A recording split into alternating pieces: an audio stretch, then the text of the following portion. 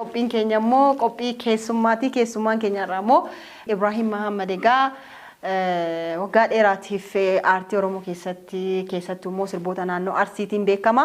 Har'aaf egaa keessummaa godhannee kan asitti affeerree waliin turru Ibrahim Mahammad baga nagaan dhufte. Baga nagaan eegdanii. Ayyee. Baga barbaadanii nu argitanii. Ayyee.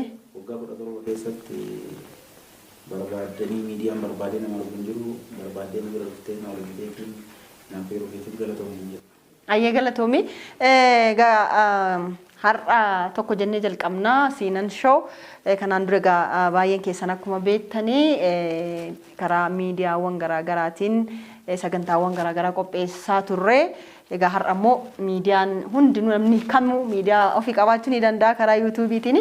Karaa yuutuubiitiin immoo keessummaawwan garaagaraa affeeruutiin namoota dandeettii adda addaa qaban artiistoota akkasumas immoo barreessitoota walumaa galatti namooti dandeettii addaa qaban qonnaan bultoota jajjaboos finnee asitti isaa wajjin haasaa taasisnaa mariiwwan garaagaraas akkasumas immoo waliin wal falmiiwwan garaagaraas kan taasisnu ta'e yeroo adda addaatti kanaaf har'a tokko jennee jalqabnee daqiiqaa muraasaaf wanta si wajjin taasisnu keessatti akka hojjetteen hin baane akka hojii keetitti hin faarfamne maaf duubatti haftee isa turte siin jechuufini maaf immoo hin baane siin jedhee si gaafachuuf jalqaba. Duubatti nafne warra afoo baheetu warra silaa ol baasuu qaban duubatti dhiita malee hojiidhaan duubatti hafne miti. Hojii ma hojjetaa jirta? Hojjetaa jirra. Ofii hojjechuu baannus nama keessaa sirbaarraa warra nuti sirbisiifnetu sagalee nuuf ta'uu dhabe. Aartii keenya keessatti rakkoo guddaan isa kana. Duris kanuma ture. Maaliif seenaa durii qabdii qopheeffilee ofaafnee jedhu namni baay'een hin dubbatu garuu sirboota afaan Oromoo baay'ee isatu hojjete ammas kanuma nurra ga'e malee hojjetaa jira ganama galgala sirboota haarawaa bani hedduu isaa jechuudha. Kan gama uummata keenyaa rakkoo uummata keenyaa waan garaa barreessineetiin namaaf laannee sirbisiisuu ittuma jirra. Sirboota baay'ee walaloo fi yadaloowwan hedduu hojjetteeti jirta. Sana keessaa immoo sirboota albama Galaanaa Gaaromsaa Baalli jedhu sanas Baalli kan jedhus akka ofii keetii hojjettee sanarraas dubbiseetiin jira. Atis natti himteetii jirta. Mee sana kaasnee haasofnu? Baalli handoodeedhaan miidhagdee. Ittiin addaatu bullukoon kuni indaaru kana abdadhee. Mana yaachisaa ayyaaddoon kuni odaa kuduraa eenyutu dhufeetti ribaafata murtee ganamaa malee. Eenyutu cabbii isitti jaamsata odaan kuni. Abbaa qabdii kacha. Isa kana baalli qofaa miti baalli yeroo dhiyoo ba'e sirbichi walaloo fi yeedalloon isaa illee yeedalloo isaa illee hojjetamu waggaa lamaan dura. Oduu walbaa irra oolu. Ayyee. Tureera. Tirri arsiitti marti gurgura. Sirbu kana duula. Isallee deebi'eeti. 2015 illee hojii hojjennu qabna. Waa'ee seenaa aanolee irratti jajjaba mataa warraaqee ayyee waraanee hamma dinfuute. Soomayyayyoo soomayyameeta waan oole seeta. Isa kana albaaba isaa jalqabaa kan keessa jira. Achi deebineet immoo sodaa qawwee. Sodaa qawwee guutuu isaa hojjannee xumuree kanaaf Galaanaa namni biraa immoo natu hojjetee jedhee miidiyaa gubbatti dubbate waan kanarratti bal'inaan wanni dubbadhu qaba. Maal wanni dubbadhu dhugaa jirtu uummataaf. Maaliif barbaachise wal saamuun eegaati hojjettee maaf namni biraa ana jedha? Isa kana maaliif akka ana jedhu qofa bichaa nabi. Yeroo baay'ee wanni akkanaa kun mana barreessanii jedhuuf dhaadhessuu dubbachuun tokko jira. Sanumas keessa ta'ee namoonni dhugaa hin jirre dhugaa uffatanii deeman. Sirba kana yeroo hojjennu koonsartii tokkotu jira Dubaayii Ibroo Ibsaa fa'aa Galaanaan fa'aati deeman tokko. Ibroo Ibsaa yeroo sallagataa fugallaa aanaa Ibroo Ibsaa Adam Kaawoo taaksii keessa Galaanaa gurguramanii gala hojii haarommaa fi hojjetanii jedhu. Bari hojiin illee hin jiru amma yeroo ammaa kana haaluma garaagaraa jira naan jennaan hojiin jira asii jenna. Hayyee jennee deemnee hojiin deemnee mana jireenya keenyaa galleetiin aanaa Ibroo Adam Kaawoo ta'anii achitti jalqabnee hojii kana galgala immoo anaaf Galaanaan baanee mana Galaanaa galleetiin yeroo sanii naannoo hayaati garaagaraa achi dhandheetiin galgala sirba kana hojjetaa bulee jechuudha.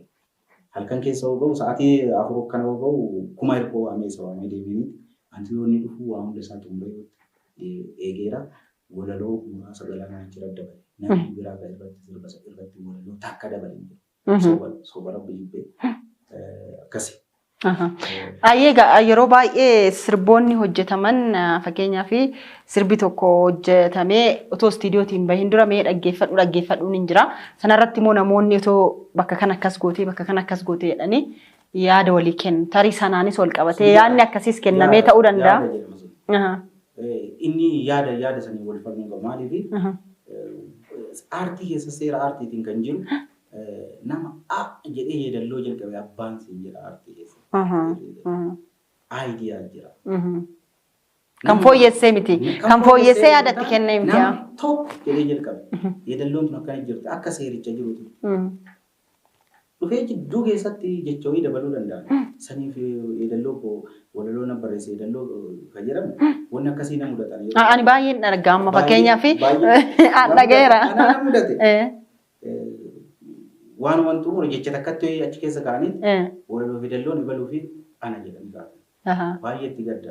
Asirratti sirba hiibboo fayyisaa hayilu. Hiibboo sirba kana walaloo fi yeedalloo waan takka fayyisaa hin daballe. Gaafa miidiyoo irratti argamu Ibraahimii fi fayyisaa jedhu. Maaliif akkana gootennaan hin dogoggoree naan jedhu. Hanga kanaaf aartii keessatti wal kabajuun dirqama yaada walii kabajuunis dirqama. Inni sii dhufa kashimee sii dhufa shimee maali waan achirratti uumame tokko xiqqoo itti gooma. Maaliif sirbi sun waggaa yeroo fincillee akka malee ho'e hojjenne. Duruu barree tooftaashii gochaan isa garreerraa dhaggeeffadhu kundaamsaa ka'iiti. Iddoon hidhachiisii yeroon ka hidhannooti waliin goona warraaqsa. Sirba kanarratti eessatti jecha wayii dabalan jechi takka. Yaafoolee beekte gadaan baran ijoollee gadaan meelbaa hoffortuu baldiinni of eeggadhu tuqaa jibba kenniif ni jecha jedhu dhaalaa daggafaa dabalatee. Yeedalloon Ibraahim walaloon gaalaa daggafaa jedhamee kaa'amu. Laala jecha lama kana.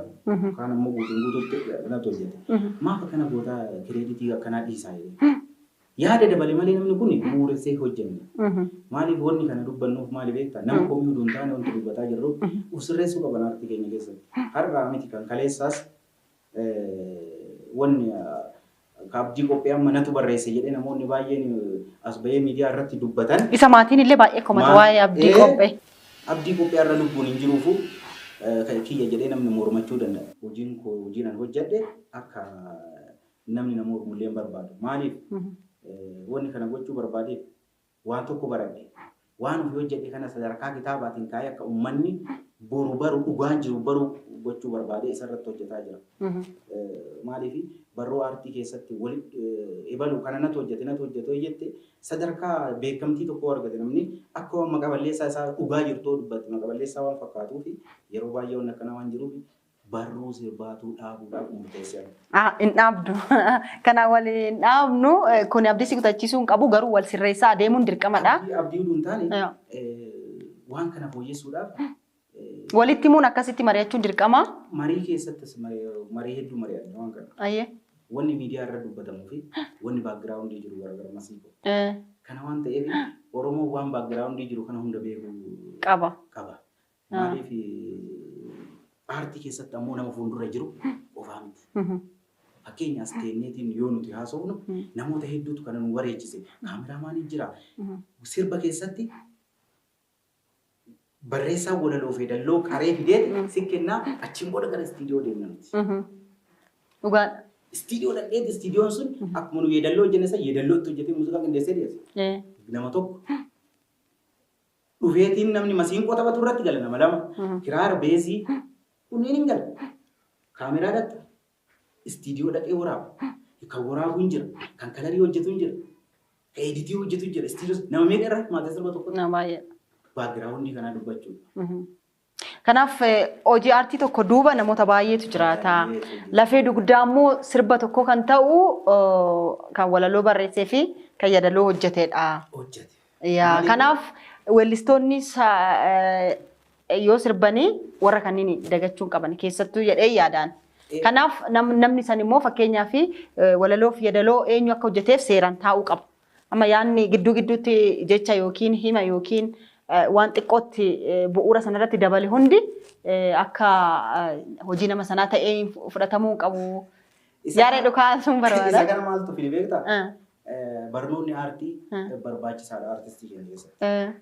Waa'een aartiin addunyaa jedhu quban qabu. Ati barteetta? Ani gaafa jalqaba 95 dhufu waa'ee muuziqaa sirriitti na barsiisa.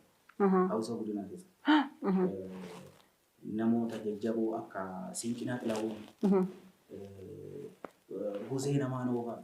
Baay'ee waa'ee muuziqaa akkaataa itti deemnu kana leenjii guddaa nuuf kennan hawwisa barsiisa. Maaliif kana siin jedha seera mataa ofii qaba aartiin. Seeruma biyya keessattuu seera qaba. Seera kana hin beeku. Maaliif walaloo fi yaadaloo nama naa barreesse inni yoo miidiyaa gubbaa dubban akka waan kufaatee walitti dubbanne inni kun hafuu qabaadha. Wanni aartistoota gurguddoo irraa nu darbee beeki. Maaliif gaafa wanta kan keessa waan si kaasa gaafa yaadadha. Inni itti addi bilisummaa Oromoo waamicha godhe mucayyoo abdii qopheecha irra dhaabattee bootte haa'een boo'ee dhugaa rabbeetti taa'e. Waa'ee abdii qophee waan waliin qabee jiran sirboota inni hagammaa barreesse. Sirboota baay'eedha. Faaruu gurguddoo nuti arginu. Karra Oromiyaa itti opiidiyoon faarfattuun kanneen illee namoonni har'a kuugan kiyya jira agamiti. Akkaataa inni qaree barreesseetu jira. Faaruu tokkummaa. Faaruu gurguddaa barreesseeti. Siidaa guddaa dhaabachuu fi keessa saamantu baay'ate jechuudha.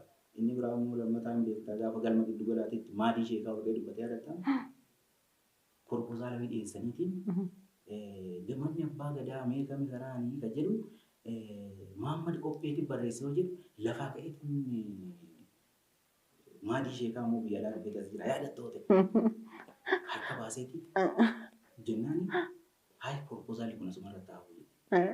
Doktorri maqaa isaanii kan ilaalu danaa yaadachiisoo ta'e gaafsanii doktorichi qopheesse.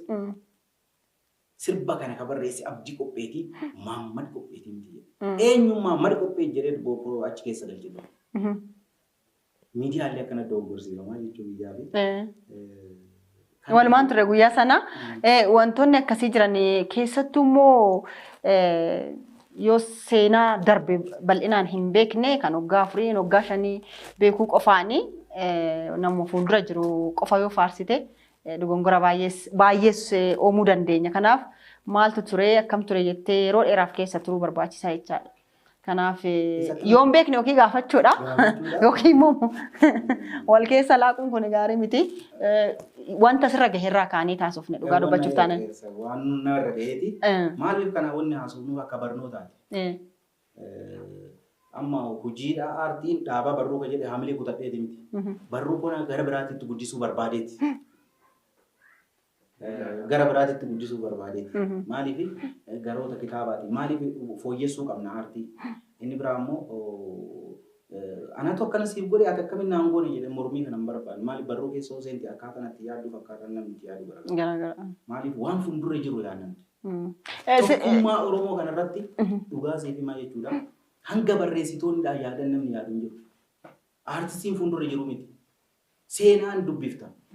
Waan garaa siraasuuf seenaan amma baagiraawundii jiru jechuudha. Sirbaan qofaanii miti. Uummanni keenya immoo kabar aartii kana maaltu utubee duuba jira. Utubaan isaa maalidha? Maaliin ijaaramee as ga'e jedheetti ilaaluu qaba. Kan darbeetu quuqamuu hin taane kan amma keessa jirrutu fooyyessuu qabna sadarkaa barruutiif. Inni biraa immoo gama miidiyaatiin ammoo yoo gaafii tokko dhiyeessan artistoota sirriitti gadi bu'anii irra gaafachuu qaban. Sirriitti gadi bu'anii gaafachuu qaban. Kanuma siin jedha. Qorachuun illee baay'ee barbaachisaadha. Gaazexeessaan tokkos gaafiif deebii taasisuun duratti waa'ee nama sanaa sirriitti qorachuun hojiiwwan hojjete gaafachuun dirqamadha. Hawwisoo artistii keessatti hojii jalqabdee Kadijaa wajjin immoo hojii baay'ee hojjettanii jirtanii.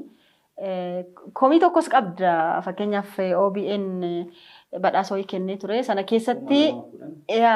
keessatti waliin hojjettanii sirba waliin hojjettanii sunis xiqqoo komii kaasisee jira miti. Waliin hojjennee oduu waan taane na waliin hojjette. Edulli sirba ulgee sirbe dara yoombe Anjel qabee Khadijaan narraa hoote. Seericha aadaa jettu aadaan akkam jedhanii baruu qabu. Sirba kana achi gubbatti miidiyaa gubbatti argaa turan ijaan. Namoota ogeeyyii gurguddoo jira. Namoota jajjaboos jira miidiyaa sana keessa. Kawaayee aartist beekantu jira. Dorgommiif dhiyeessaniiti gaafa badhaasa san godhan. Edulli sirbaa bolgee Khadijaa Hajjii jedhanii waaman sagalee kiyya garuu.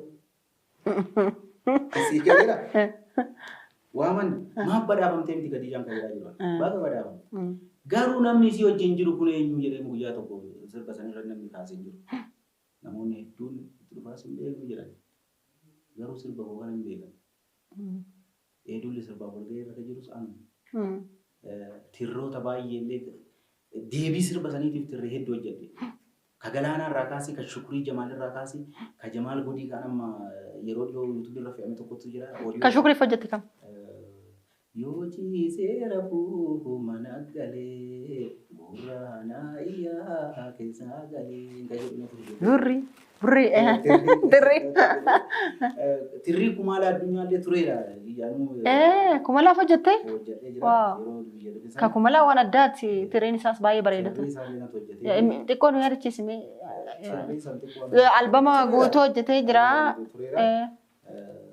Yeroo san akkuma dhufeen hojjetee kennee fi Kumalaadha. Baay'eedha. Maaliif aadaa kana wanti hojjedhuuf aadaa naannootti daldee qofaa miti. Baay'een isaa aadaa jiddu galeessaa kana. Kana si gaafachuu barbaadee ture waa'ee baalli kan hin kaasee fi sirbi sun tokkoffaa baay'ee bareeda. Wanni isaan sunis kan giddu galeessaa kana fakkaata. Kan giddu galeessa sirboota Oromoo giddu galaa kanas baay'ee hojjetteerta jedhee yaada. Even kan dhiyeenya kana hojjettes kan biraa qabda. Isas kaasuu dandeessa. Sana eessaa argattee nati keessa jiraatte fakkeenyaaf amma Arsii keessatti guddattee dhalattee guddattee aadaa sanis beektaa kan kaawwanii akkamiin guddifachuu dandeessee moo waan dubbisturraa moo waan argitu moo bakka ooltu akkamiidha? Nuti Oromoo jiddu galeessaa guntuu lamas ta'e maccas ta'e baay'ee jira Arsii keessa. Ollaa olii jirra wajjin dubbinaa lamaanuu sirbina. Anis akkasuma. Aadaa lamaanuu beekna. Akka namni miidiyaa irra jedhamutti jaalala guddaa qabu. Wal gara wal fuudhee waliin jiraatan. Aadaan lamaanuu wal qixa beeku. Sirrii. Kan si dhibu Salaaleetti yoo sirbi tokko ba'e Baaleetti sirbama. Baaleetti sirbama. Maaltu kana ta'e beektaa? Waan amma ideoloojii yeroo dhiyoo haasamu hin taane Oromoon durumaa wal keessa jira. Waan itti yaadachiisu keessaa fakkeenyaaf sirba yeroo baay'ee kan ba'u tiksee irraa beektaa miti. Tiksee horii yoo tiksitu sirbi isaan sirban sirba ajaa'ibaati. Kanaaf sirbi suni sirbi tikseen Salaalee arra sirbite borummoo tikseen Baalee kan dula hunduu dhagahaa wal ga'a. Akkamiin akka wal ga'u ajaa'iba garuu bilbilli hin jiru. Hundatti dhageessa. Maaliif miiseejiidha. Miiseejiin Oromoo bakka hundaayyuu wal qunnama. Wal ga'ee. Kanaafuu aadicha beekaadha. Kanaaf Arsiis keessa dhaladheetii keessa guddadhee sirbee guddadhee turre kana sirriitti beeka jechuudha. Kanaaf sirba kana kan namaaf kennuuf albaaba hojjedheera. Aadaa Arsii walitti walii galatti. Waggaa 40 albaaba sanis yoo dhiise gargaarsa dhabuudha. Maaliif aadaan Arsii kun baay'ee gadi wanna godhamaa deemaara. Yeroo ammaa kana hamoomoota beektaa gadi fuudha. Baay'ee jira dubartii. Isa hunda walitti qabee aadaa jiru lafa godhee hojjedheera. Ateetee kululeeti jira. Ateetee malkaa kana hobaan ateeteen kululeeti akkamitti kan jedhamu geengoo akkanatti taphatan suni kan dubartiin dhuftee jidduu gaggalatu sun yeedalloo mataa isii qabdi. Dubartii albaaba kanarratti hojjechiise aadaa kana akkuma shooshillaatitti lafa kaa'uudhaaf kan yaade birri guddaa na gaafata. Kanaaf nama baay'ee hojii kana oona jechuudhaaf humna bakka san hin geenye san keessaa sirbootuma san keessaa namni haa namni dhaga'u akka aadaan kun hin fagaanne namni haa dhaga'u jedhu namaaf kenna jechuudha. Sana marraa fuutee jecha. Egaa yoo immoo maallaqa argatte immoo ofii keetiifis hojjechuu dandeessaa? Kootiitti jiras hojjedhuufi. Namaafis immoo kennuun dirqama. Amma asirratti waan jiru tokko abdii kutachuu hin taane sirba namaaf hin barreessu ammaan booda ofii hojjedhama. Lakkinaallee toon kennin dhaabini.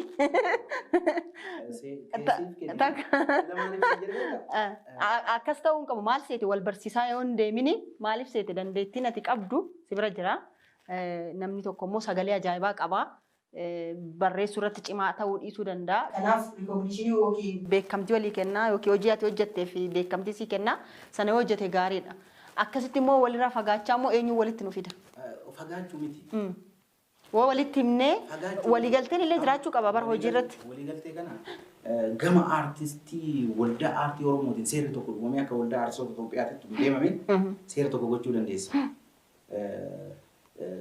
Kan hunda keessa seenuun barbaannee kaasiin dura hojjedhe ittiin gaafu. Baay'ee natti tola. Maaliif quuqama uummata koo daddafee sirba tokko barreessee namaaf kennuuf maaf deema beektaa? Waan uummata dura jiru. Waan har'aa miti boru dhufu waan nu keessa keenya dhagahamu. Kanaafuu ofii hojjechuu barbaade. Sagalees qaba. Hin qabda. Osoo arsii keessatti waraqaa ragaa sagaleedhaan fudhadhe. Sadarkaa tokkoffaadhaan xumure. Arraa jiran leenjistoonni keenya obbo Siinqinaa Xilahuun fa'aan beekaa waa'ee aadaa arsii irratti dubbatan. Usee namaan yoo sirriitti turanii obbo Seeniin dhiyeessaa. Yoo san waajjira san jiran sirriitti waa'ee aadaa kanarratti qaraniitiin nu leenjisan. Sirriitti immoo hawaasonni arsiisuun mindaan qabnu malee yeroo sanitti waa'ee aadaa fi waa'ee aartii haala ajaa'ibaatiin namoota ogummaa gurguddaa qabantu jira. Kanaaf ofii hojjechuu barbaadee tammaan booda kan jiru. Ayyee mee gidduutti egaa sirboota ati hojjette daqiiquma xiqqoo irraa dhaggeeffannee deebinaa. Sirbi ani hojjette egaa albaaba duraa rufaaree dammatoo rufaaree qotiyyoo dhaabeen rufaaree. Bara 1990 akkuma babaaneen manni muuziqaa ambaasaa na hojjechiise 98 audio isaatu gurameetiin 99 gabaarra oolee jechuudha. Kilippiidhaan yeroo san kilippii jalqabaatiin gabaarra oolchine jechuudha. Bilisaan gabaarra oolche hojjeta.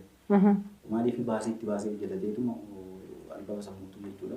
Sirbi rufaaree jedhu kan yeroo sanatti. Yeroo sanatti. Kanaaf xiqqoodhuma sagalee aan dhaggeeffannee tarii asitti atis jala jechuu dandeessa.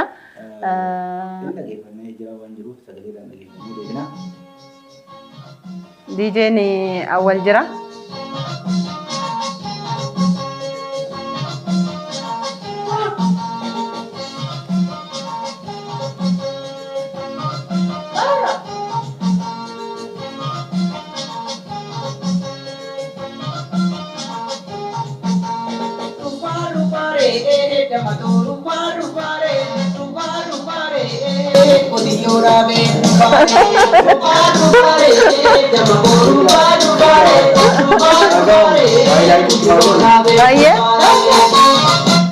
Ayyee dhaggeeffanneetti deebine sirboota baay'ee duubatti nu deebisan yaadaan gara duubatti nu deebisanii ati kanneen waamti malee kanneen keessaa affeerre malee kanneen dhagaamin baay'eetu jira kan akka caaltuu naanneessoo kan akka saantii akkasumas immoo baay'eedha. Weellistoonni dubbalmee qabatee sirboota baay'ee dubbisee. Sirboota meeqataa walumaa galatti hojjettee gama? Sirba 405 asiin dura gaafa. 405. Asiin dura kee dabalatee albama keetiin dabalatee moo kana maaf? Kiyyaan alatti. Oh. Kiyyaan alatti. Baay'eedha. Gaafa OBS irratti Yusuf Naafeeru tasa galgala na bilbileetti waan tokko hojii qophaa'an sirba balama godhama. Achiin booda dookumenteerii ofii hojjedhe walii qabu eegale. Sirba 405 walitti qaba. Kootiin ala kun kan beekames jira, kan hin beekamnes jira. Hedduu garuu kan uummata biratti bahee dhagahame jettee yaaddu kamtu jira baay'inaan? Kan Galaanaa, kan Asaantiisinii, Deebisaa, kan Kennin Qeerroo, Shimallis, Abbaabbuu,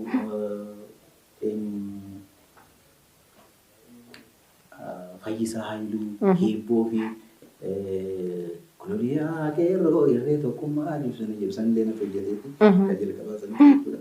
baay'eedha sirboonni caaltuu naannoo soofaa fi kaasaa namoota hedduu jechuudha kana jedhee si ibsuu hin danda'u. Hedduu isaanii hojjedhee jechuudha. Duuba waan jirruuf namni fuuldura waltajjii waan baanee mul'annee fi kanaaf nu dagachuu danda'an jennu ofii hojjechuu qaba gadiin bahuu qaba aadota hojjedhe kana maaliif sagalee sin qaba akka barbaade hojjechuu danda'a. Humna haala jireenyaatitu na dandeessa malee hojjechuudhaaf qophiidhaaf ammas kan hojjetaa jira. Egaa akkuma jedhamu yeroo baay'ee uummanni keenyas namootuma fuuldura jiran namootuma kanaan dura beekamtii qaban maalti fayyadamu malee baasuu keessattis xiyyaafachuu keessattis leellisuu keessattis hin jiru. Kun immoo hafuu qaba. Namoonni baay'een duuba jiru dhugaa dubbachuuf duuba taa'anii warreen hojjetan warra miidiyaa irratti hin dhufne warra sooshaal miidiyaa irra hin jirre baay'eetu jira. Isaan siinaniinis ni baasna jennee yaadna. Qophii kana show kana waan tokko wanti fi dhaammadhu sagantaa kana dhaabinu. Naam. Maaliif beektonni baay'een duuba jiru. Aartii qofaa miti. Akkuma sabaatittuu taaneeti waan dura jiru qofa oduun taaneen utubaa duuba jiru sanis jabeessaa deemudha. Maaliif kana taana kaafoo san jabeessina jechuudha. Gaaf ka duubaa cimsine kaafoo jabeessina. Yoo kaafoo qofa cimsinee qabni ka duubaa galina. Dhugaadha. Kana malees immoo yoo baay'ee miidiyaawwan keenyas kan baratame yoo sirba tokko baastee sirba sanaan beekamte bariisaa. Kanaaf namni akka keetii kun walaloo fi yeedaloo barreessu kun dirqama sirbuu qaba jechaadha miidiyaa argachuuf. Kanaaf wanti akkasii sunis hafuu qaba. Hundaafuu kaayyoon siinan jechuun sababa keetiinan as gahe waan jedhu mul'isuuf siinan as ga'uu koof warreen aarsaa ta'an baay'eetu jira. As ga'uu koof warreen aarsaa kafalaa jiran baay'eetu jira. Akkasuma siifis jechaadha. Anumaaf si asiin ga'uudhaaf. Anumaaf si asiin ga'uudhaaf. Hayyoonni keenya aarsaa meeqa kafalan? Baay'ee kafalan. Afaan kun akka guddatamu, afaan kun YouTube irratti, afaan kun miidiyaa irratti, afaan kun televezyiinii irratti akka dubbatamuuf baay'eetu aarsaa kafale. Oromoon dhaabatee akka deemuuf, Oromoon akka jiruuf kunis akka dubbatuuf. Hayyoota hedduutu kabale kaasa. Hayyoota dabale akka hayyeeyyaa, akka ishee Bakir Saaphaloofa, kan akka ishee Mammarra Shadba, hayyoota gurguddootu itti wareegamee har'a afaan kana nuun ga'ee fi qubee kana akka itti barreessinu. Kanaaf nuti warra fuulduraa qofa miti kan barbaannu warreen akkasitti otoo hojjetamanii gadi qabaman kanas barbaannee siinaniin kan mul'isnu ta'a. Kanaaf miidiyaa dhuunfaa keenya kan qabneef kanaaf jechuudha. Hundaafuu biroo ati hojii guddaa hojjettee jabaatteetti cimuu qabda yaada si kaasnaa sirboota baay'ee hojjetteetti jirta. Amma immoo waa'ee aanolee irratti hojii guddaa tokko qabattee dhiyaachuuf jettee humni si hanqateetti jira. Garuu immoo sirba isaa dhagaheetiin jira. Oodiyoo isaa baay'ee namatti tola baay'ee bareeda. Akkaataan muuziqaan qindaahes qindoominii muuziqaa isaatis baay'ee bareeda. Dhugaa dubbachuuf gidduutti egaa Jawaar Faanti akkasumas immoo Darajjeen Faanti nu dhageessisu. Baay'ee namatti tola. Sirba sana akkamitti hojjechuuf yaadde? Seenaa aanolee hojjechuun yeroo kanatti sin rakkisu akkamitti hojjetta?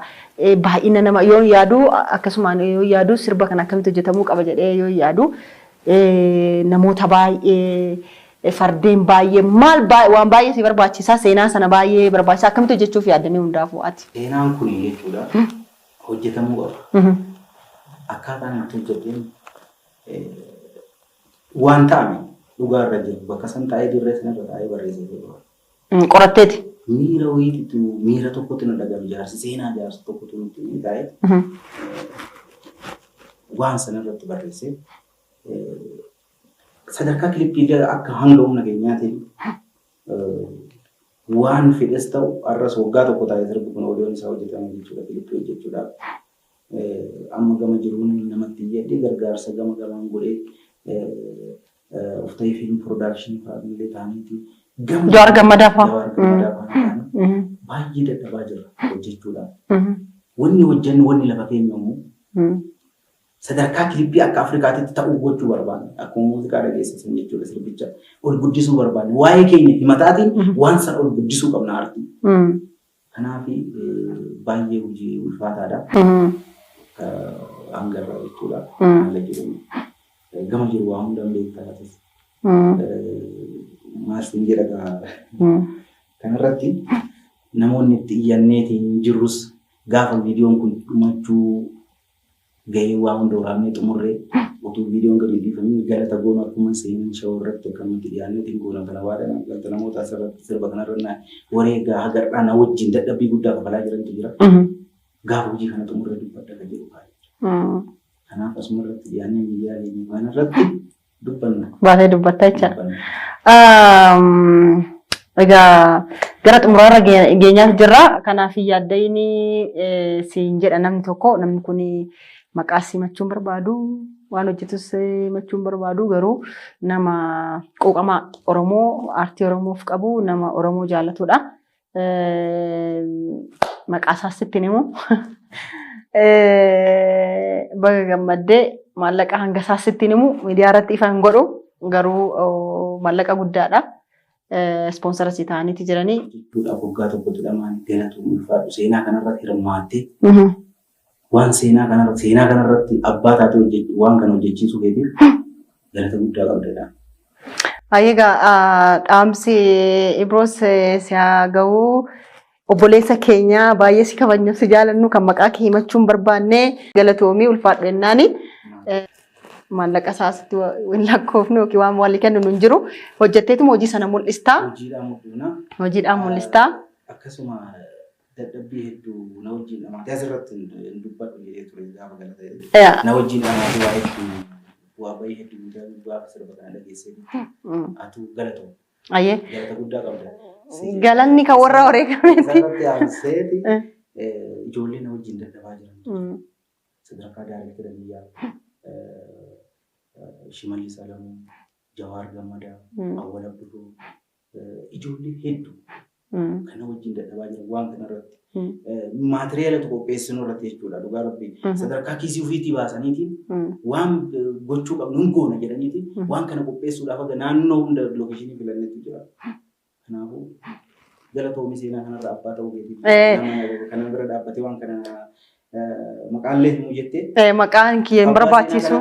Maqaan kiyyeen barbaachisu waan guddaa miti anaa fi jedheeti jira guddaa galateeffannarra deebinee galanni kunis immoo Oromoon hundi akka galata nu galchuuf barbaadna maaliif namni baay'een akka keenya kana gadi bahee odeessuun barbaadu hojjechuu barbaada warra hojjetantu jira warra kaayyoof cichanii hojjetaa jirantu jira nuti immoo agar masoosaawwan immoo dirqamadha. Dirqama waan ta'eef kanaaf jenna kitaaba daa'immanii barreessitu tokkos jira isaafis jabaadhu. Kitaaba sanas maaliif sheekoo hiibboowwan garaagaraa akkasumas immoo oduu durii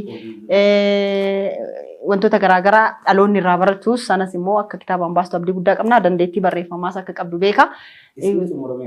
Isa suuraa biyyee waan xumuramee lafa jiru waan haqaa jechuudha barreeffamni jechuudha peejii 109.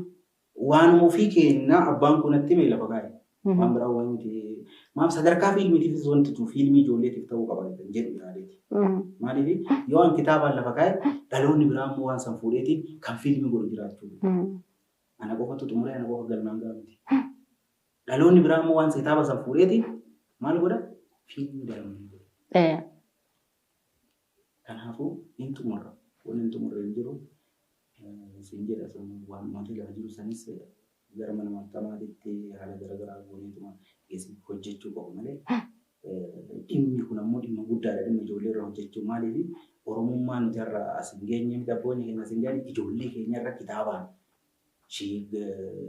oduun durii fi hibboo jechoota kanneen hunda tiksee maal jetti horii soo tiksitu yoo sangoota faarsan sangoonni lama walaatu hin jiran isa kana kan faarsan kanneen kitaabaan barreessinee akkana ta'an yoo dandeenye sagaleen keenya istiidiyoo hojjennee jecha san sagaleedhaan keenya maaf sagaleen keenya akka dhaloonni biraallee nurraa dhaalaa deemudha. Abboonni keenya akaakayyoota walirra dabarsan dhufan ammoo akka ammayyaatitti keenya jechuudha. Kanaafuu kun aadaa waan jiru waan uummataan ga'u Egaa daqiiqaa muraasa keessatti fixaa jira waan ta'eef sagantaa keenya daqiiqaa muraasa keessatti yaada qabdu akkasumas dhaamsa qabdu akka dabarsituun barbaada. Taansteet immoo kana caalaa akka hojjetu abdii guddaa qabna. Nutis immoo siinan shooti deebinee akka wal arginu abdii guddaa qabna.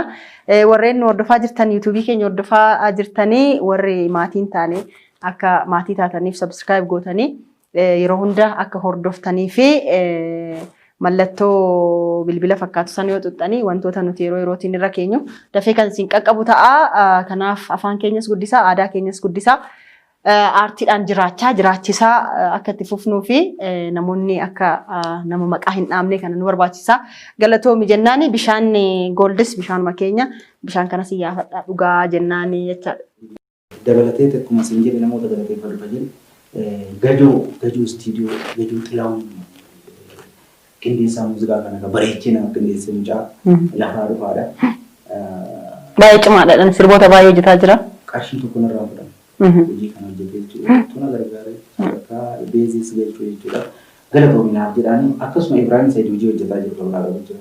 Waggaa hedduu ammoo Ibrahim Said dhugaa baay'ee rakkatee ture yeroo tokko beektaa. Waggaa lama isaatiin na jiraachisina waraabee guddaa qaba. Maaliif nama aartii Oromoo keessatti gahee guddaa qabu beektaa. Itti aanseetiin namoonni galateeffachuu barbaadu jechuudha. Keessattuu Tolosaa kan Gajoo jechuudha. Baay'ee galatoominaa fi dadhabbiin keenya milkaa'ee jira galma gahaa jedhama. Yoo hojjannee homaa rakkoon hin jiru maaliif anillee ammatti hojjechuuf karooran qabu ture garuu gaaffiin kun karaa adda addaatiin warri na jaalatan warri akka inni hojjedhu barbaadan baay'een isaanii gaaffii kana na dhiyeessaa turanii gaaffiidhuma isaanii kana kabajuutiin hojii kana jalqabuun dirqama ta'e jechaadha. Kanaaf siin carraan jalqabame akka carraa ta'e immoo yeroo dheeraatiif wal gaafachaa wal iyyaafachaa turte seenaan kee xiqqoo garaana nyaate hojiiwwan namni hojjetee immoo yoo haga hojjete sana immoo beekamtiin argamnee fi galanni hin galleef immoo xiqqoo namatti dhaga'amaanis boru akkasiin taa'e waan jedhu sanadha. Kanaaf karaa hundaa wal jajjabeessinee itti fufuun dirqamadha. Atis jabaadhu.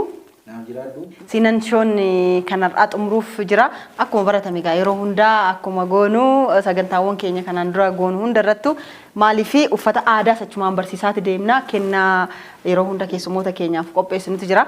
Kan immoo kan taasisu mana uffata aadaa yaada isaati. Yaada isaan jechuun dargaggeessa cimaadha, qeeroo cimaadha.